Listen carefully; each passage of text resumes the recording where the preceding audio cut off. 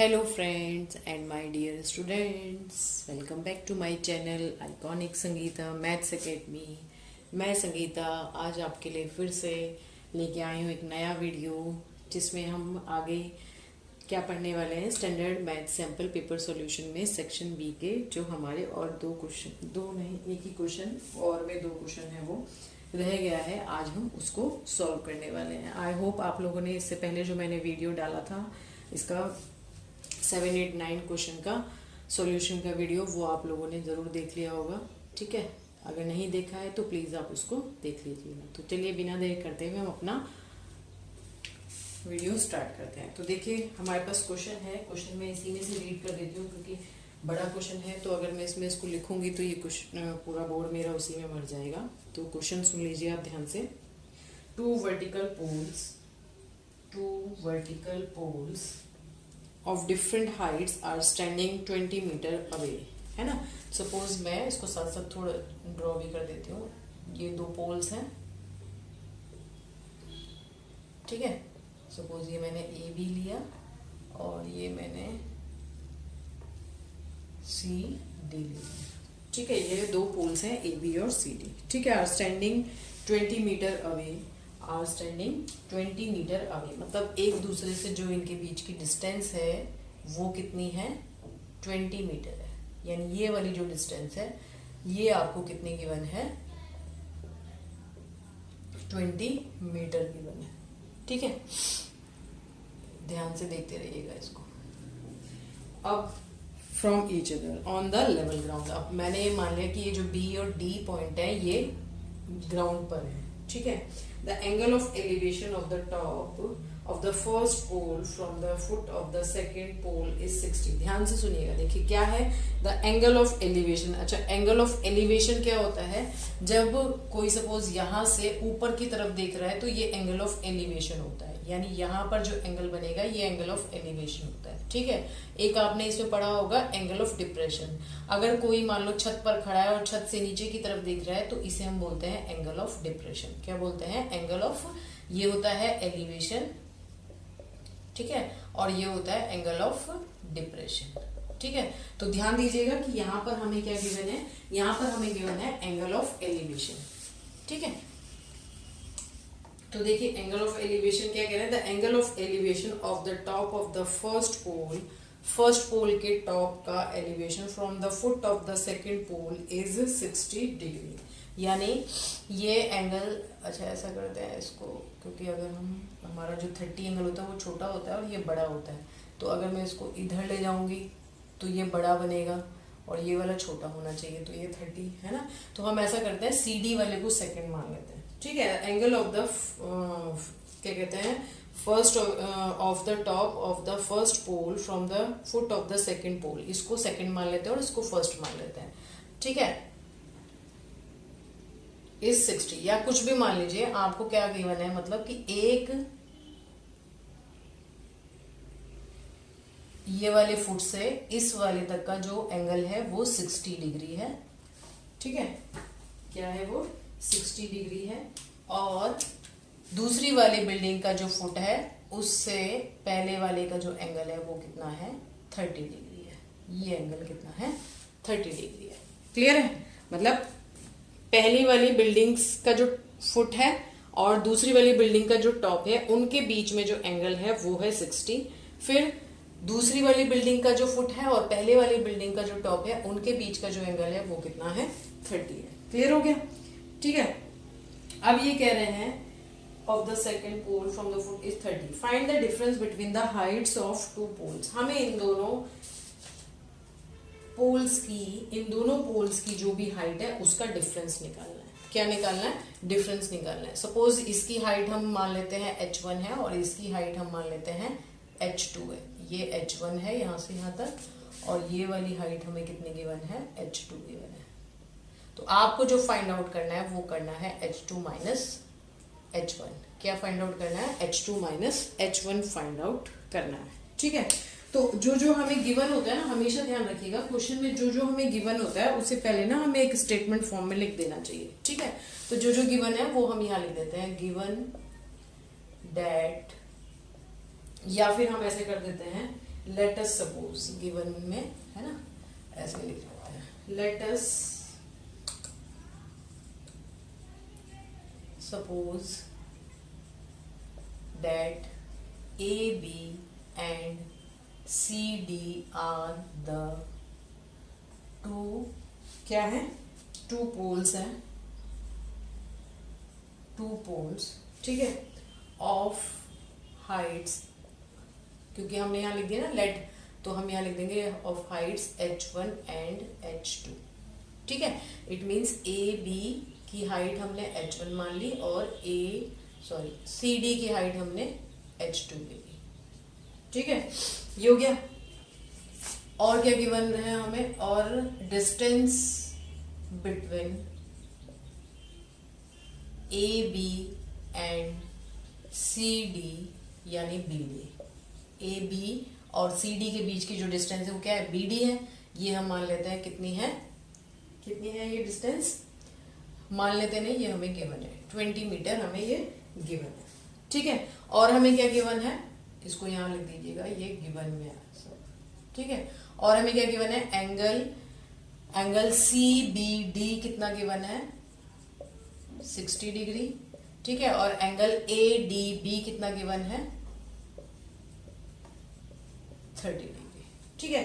तो ये तो हमने वो सब लिख दिया जो जो हमें दिया हुआ है, ठीक है। हमने ए बी h1 ले लिया, सी डी h2 ले लिया, बी डी हमें गिवन है, ये हमें गिवन है और ये हमें गिवन है। तो अब आप क्या करेंगे, अब आप इसमें, अब आप याद करिए जो आपने ट्रिग्नोमेट्रिक रेशियोज पढ़े थे, ठीक है। तो देखिए यहाँ पर हमें निकालना क्या है, अगर हम कौन सा ट्रायंगल कंसिडर करें, अगर मैं इस ट्रायंगल को कंसिडर करती हूँ, किस वाले को, ये वाला जो ट्रायंगल है, इसको मैं थोड़ा सा ऐसे डार्क कर देती हूँ, ये वाला मैं ट्रायंगल अगर कंसिडर करूँ जो मैंने रेड कलर से बनाया है, in triangle A B T, अब देखिए ये ट्रायंगल आपका क्या बन रहा है, एक राइट एंगल ट्रायंगल बन रहा है ना, क्या बन रहा है, राइट एंगल ट्रायंगल बन रहा है। और देखिए इसमें हमें क्या क्या चीजें, जब हमें जनरली हमने रेशियो पढ़ा था, ट्रिग्नोमेट्रिक रेशियो, तो वहां पे हमें 3 चीजें, ठीक है, दी होती थी, मतलब 2 चीजें दी होती थी, उससे हम तीसरा निकाल लेते थे। तो देखिए यहाँ पे हमें एक तो एंगल गिवन है और एक बेस गिवन है, तो हम यहाँ से हाइट निकाल सकते हैं। तो हाइट और बेस अगर हमें रिलेशन में लेना होता तो हम 10 को यूज करते थे, है ना। तो यहाँ पर आप क्या फॉर्मूला यूज कर दोगे, यहाँ पर आप यूज करोगे 10 in triangle A B D, 10 क्या, 10 30, ये क्या, इस एंगल को ले लेंगे 10 30 डिग्री इक्वल्स टू, अब 30 डिग्री के सामने वाली जो साइड है, इसके जस्ट सामने वाली जो साइड है, उसे हम क्या बोलते हैं, परपेंडिकुलर बोलते हैं। तो 10 30 हमारा क्या होता है, P अपॉन बेस होता है, यानी परपेंडिकुलर अपॉन बेस होता है। तो P आपका क्या हो गया, h1 हो गया, और B आपका क्या हो गया, 20 हो गया, ठीक है। और 10 30 की वैल्यू क्या होती थी, ये अभी मैंने पीछे भी बताया था आपको कि ये वैल्यूज जरूर लर्न कर लीजिएगा, अगर आपने यहाँ पर मिस्टेक कर दी तो पूरा क्वेश्चन सही होते हुए भी गलत हो जाएगा। तो 10 30 की वैल्यू क्या होती है, ये होती है 1/√3, इसको लर्न कर लीजिएगा। तो हमारे पास h1 equals to h1 upon 20 आ गया। तो यहाँ से हमें h1 की वैल्यू क्या मिली, 20/√3, क्या मिल गई, 20/√3। तो ये तो हो गया हमारा एक ट्रायंगल की बात होगी, ठीक है। अब हम दूसरे ट्रायंगल की बात कर लेते हैं। दूसरा ट्रायंगल हम क्या मान लेते हैं, दूसरा ट्रायंगल हम ले लेते हैं, सपोज ये वाला हमारा दूसरा ट्रायंगल है, इसके ऊपर मैं चला देती हूँ, ये जो मैंने ग्रीन कलर से बना दिया, ठीक है।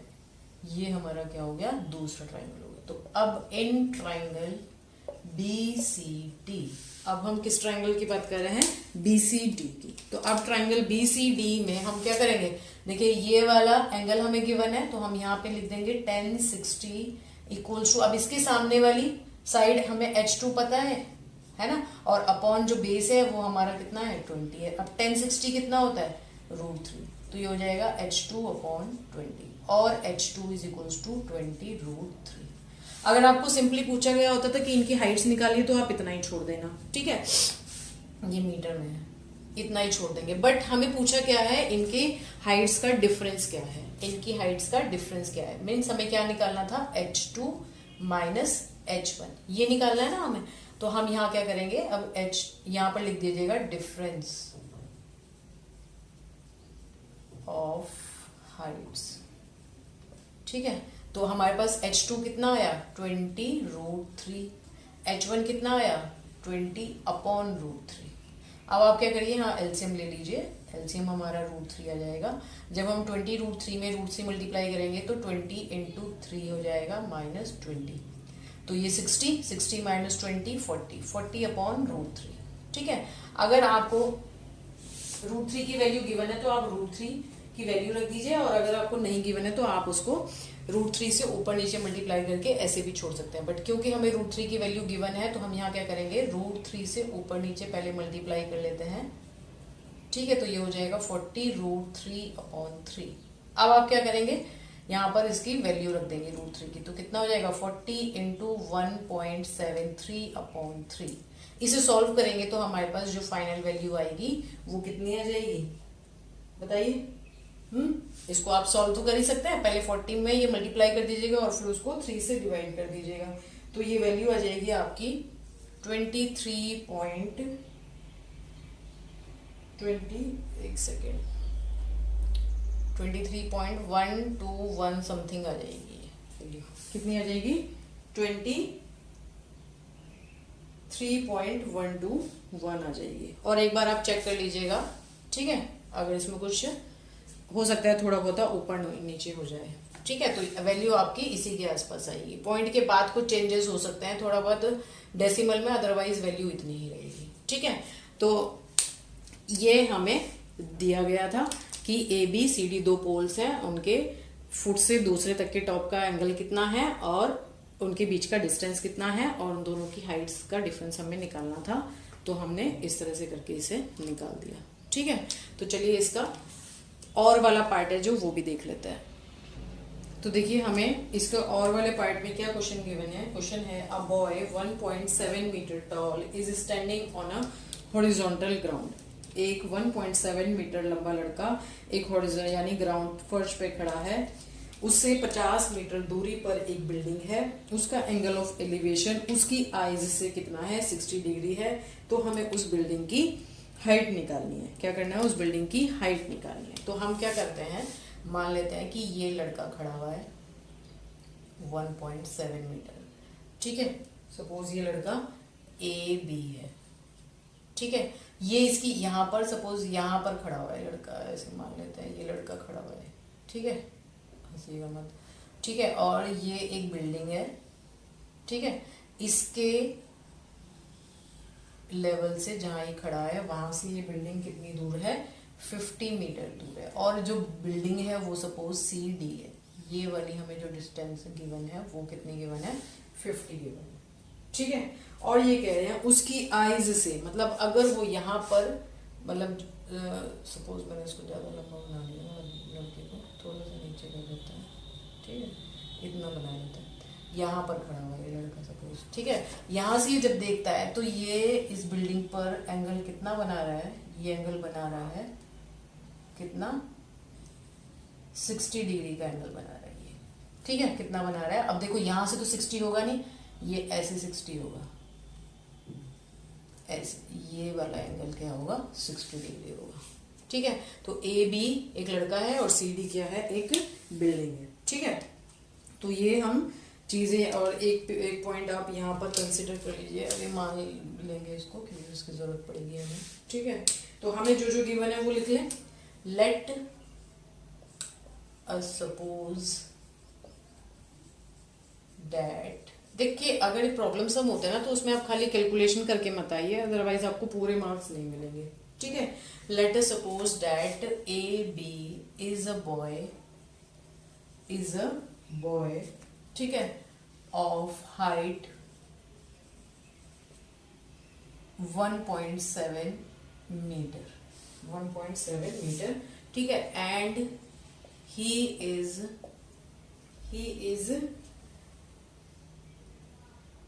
50 meter away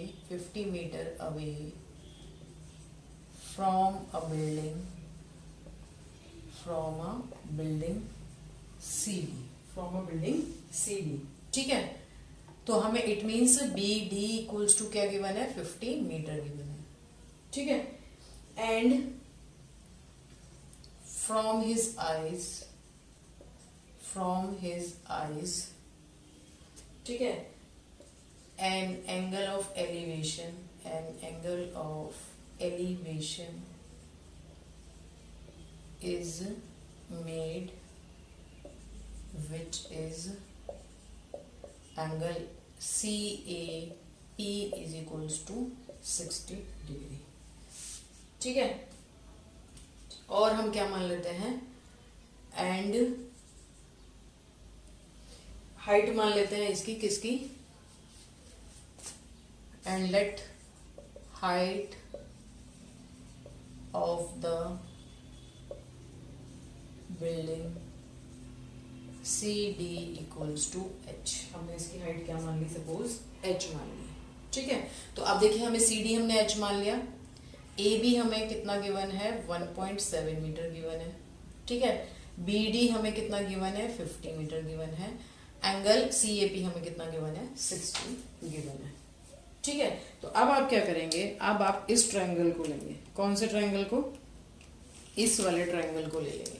triangle in triangle CAP, इस ट्रायंगल को लेंगे। नाउ इन ट्रायंगल CAP क्या लेंगे, इन ट्रायंगल CAP या ACP, एक ही बात है, कुछ भी कह सकते हैं। अब यहाँ पर भी देखिए हमने इस पूरे को H माना है ना, इस पूरे को H माना है, इस पूरे को हमने H माना है। ठीक है, तो हमारे पास इस यानी ये जो CD है, ये जो CD है हमारा, ये CP प्लस PD होगा। ठीक है, तो फिलहाल हमने इतने को कंसिडर करना है, तो ये हो जाएगा 1060 इक्वल्स टू CP, क्योंकि इस एंगल के सामने तो सिर्फ इतनी ही डिस्टेंस है ना, तो CP upon AP, CP upon AP। अब देखिए ये जो AP है, ये AP और क्या BD इक्वल नहीं है, ये भी तो 50 डिग्री कह रही हूँ, सॉरी, ये भी तो 50 मीटर है, 50 मीटर है ना, तो AP भी हमारा कितना हो जाएगा, 50 हो जाएगा। अब 1060 की वैल्यू रख दीजिए, कितनी होती है, √3।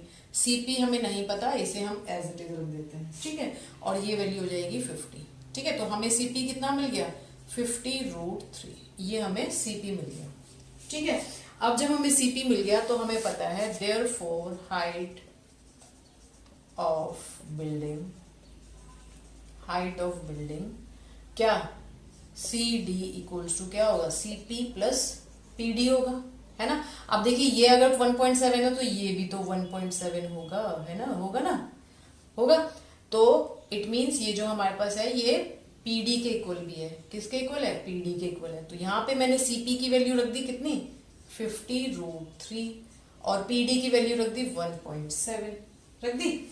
ठीक है, अब आप यहाँ पर √3 की वैल्यू रख दीजिए, 50 इंटू 1.73 प्लस 1.7। इसे हम सॉल्व कर देंगे। जब हम इसे सॉल्व करेंगे तो ये आएगा 86.5 प्लस 1.7। ठीक है, तो जब आप इसे टोटल करेंगे तो ये आपके पास आ जाएगा 88.2 मीटर। ये हमारा फाइनल आंसर आ जाएगा।